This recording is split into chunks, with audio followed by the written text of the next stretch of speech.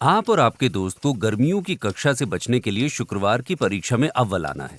एक हफ्ते की पढ़ाई से आप दोनों को भरोसा है कि आपने कर दिखाया। लेकिन जब आपको अपने ग्रेड मिलते हैं तो वो आप दोनों की अपेक्षा से बहुत कम होते हैं। आप स्तब्ध हैं, पर आपका दोस्त अधिक परेशान नहीं दिख रहा और आप सोच में हैं कि उसकी तरह आप भी इस विफलता को भुला क्यों नहीं पा रहे। पर क्या आपको सच में उज्जवल पक्ष की ओर देखना चाहिए? और क्या हमारी भावनाओं को नियंत्रित किया भी जा सकता है? अंतिम प्रश्न का उत्तर है हाँ। हमारी भावनाओं के नियंत्रण के लिए ढेरों तकनीकें मौजूद हैं और इन तकनीकों को समझने के लिए एक फ्रेमवर्क का नाम है प्रक्रिया मॉडल।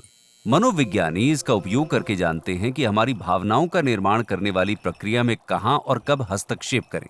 इस प्रक्रिया में 4 चरण होते हैं। पहला, हम किसी परिस्थिति, वास्तविक या काल्पनिक में पड़ते हैं और वो हमारा ध्यान खींचती है। उसके बाद हम परिस्थिति का और इस बात का मूल्यांकन या आकलन करते हैं कि वो हमारे लक्ष्यों की प्राप्ति में सहायक है या बाधक। अंत में इस आकलन के फलस्वरूप हमारे महसूस करने, सोचने और व्यवहार करने के तरीके में बदलाव आते हैं, जिन्हें भावनात्मक प्रतिक्रिया कहा जाता है। इस प्रक्रिया का हर चरण सचेतन रूप से हस्तक्षेप करके हमारी भावनाओं को बदलने का एक अवसर प्रदान करता है और प्रक्रिया मॉडल में यह बताया गया है कि हर चरण में हम किन तकनीकों को आजमा सकते हैं। इसे क्रियान्वित होते देखने के लिए मान लीजिए कि आपको अपने सबसे कम पसंदीदा पूर्व साथी और उनके नए साथी के साथ एक ही पार्टी में आमंत्रित किया गया है। आपकी पहली रणनीति पार्टी को छोड़कर स्थिति से पूरी तरह बचना हो सकती है, पर अगर आप जाते हैं तो अपने एक्स से बातचीत न करके स्थिति को बदलने की कोशिश कर सकते हैं।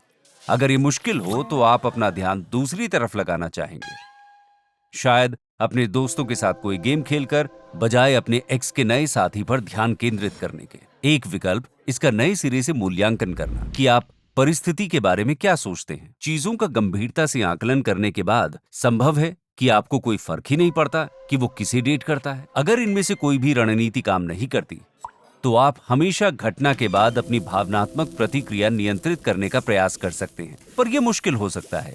इसके कई आसान तरीके जैसे अपनी भावनाओं को छिपाना या मनोरंजक दवाओं से बदलने की कोशिश करना आमतौर पर अधिक नकारात्मक भावनाओं और स्वास्थ्य संबंधी चिंताओं का कारण बनते हैं। यहाँ अधिक टिकाऊ तकनीकों में शामिल है लंबा टहलने निकल जाना, धीमी और गहरी सांसें लेना या अपने सपोर्ट सिस्टम में शामिल किसी व्यक्ति से बात करना। इन सभी रणनीतियों का सही उपयोग करने के लिए अभ्यास की जरूरत होती है, पर भावनाओं पर ध्यान देना और सोचना वे कहां से आ रहे हैं आधी लड़ाई जीत लेना है। और जब आप वाकई ये समझ लेते हैं कि आप भावनाओं को नियंत्रित कर सकते हैं तो ऐसा करना बहुत आसान हो जाता है। पर क्या आपको लगातार अच्छा मूड रखने के लिए इन तकनीकों का उपयोग करना चाहिए?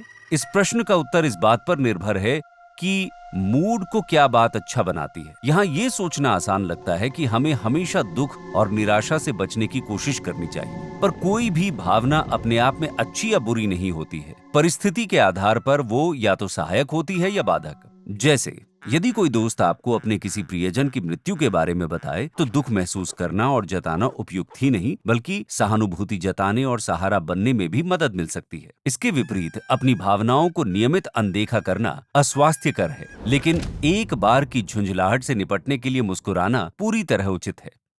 हम भावनाओं के बारे में कई मिश्रित संदेश सुनते हैं। कुछ लोग हम पर खुश रहने का दबाव डालते हैं, जबकि दूसरे हमें भावनाओं को जैसे वे आती हैं वैसे स्वीकार करने को कहती हैं। पर सच में प्रत्येक को अपना संतुलन स्वयं ही खोजना होता है। तो यदि प्रश्न ये है कि क्या आपको हमेशा खुश रहने की कोशिश करनी चाहिए, तो उत्तर है नहीं। अध्ययनों से पता चला है कि जो लोग खुशी पर अड़े रहते हैं वो अक्सर द्वितीयक नकारात्मक भावनाओं का अनुभव करते हैं, जैसे अपराध बोध या परेशान होने से उत्पन्न निराशा, और इस बात की निराशा कि वे खुश महसूस नहीं करते। ये नहीं कि आपको उदासी या गुस्से को हावी होने देना है, पर पुनर्मूल्यन जैसी रणनीति आपको किसी स्थिति के बारे में अपने विचारों का पुनर्मूल्यन करने में मदद कर सकती हैं, जिससे आप स्वीकार कर पाएंगे कि आप दुखी हैं और उम्मीद जगा पाएंगे कि चीजें बेहतर हो जाएंगी।